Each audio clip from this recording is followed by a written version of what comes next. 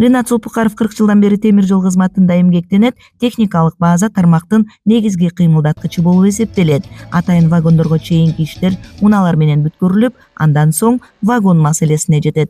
Көп жылдан бери Кыргыз темир жолунда иштеп келем. Азыркы учурда көп жылдан бери техникалар алына эле мына Алла буйруп жаңы техникалар алынып атат, жаңы техникалар келип атат. Экскаваторлар, унаалар келип жатат азыркы учурда. Мындан ары эми унаалар берилгенден кийин жеңилдик болот. Буюрса бара турган жерибиз алыс, жерибиз жакын болуп, унаалар менен тезинен жумуштар тезинен аткарганга аракет кылабыз. Бүгүн 3 жеңил унаа, 1 кичи автобус жана 1 дана экскаватор пайдаланууга берилди. Ишкананын директору Орозбек Турдубеков кызматкерлерге алгач шарт түзүлөрүн, андан кийин пландалган тапшырмалар так аткарылаарына басым жасады. Алдыда дагы 3 техника, оор техника буйрутма берилип, аны да жакын күндөрдө тапшырабыз. Бул да болсо биздин иштин алдыга тез жүрүшүнө багытталган.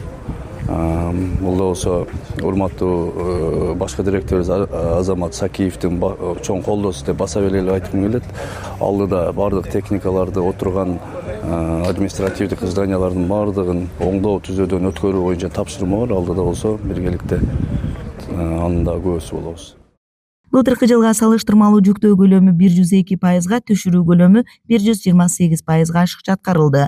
Техникалык шарттарды жаңылоого ишкананын өздүк каражаттары жумшалган. Кыргыз темир жолу мамлекеттик ишканасынын директору Азамат Сакиев кызматкерлерге шарт түзүү иштерин колго алып жатат. Жылдын жыйынтыгы боюнча түштүк бөлүмүндө рекордду жаңыладык десек жаңылышпайм. Себеби дегенде башка жылдарга салыштырмалуу быйылкы жылдын эсебинде 1 миллиард 430 миллион акча менен каражат таптык. Буюрса жыл аягына чейин дагы 10го жакын жаңы техника сатып алуу пландалууда.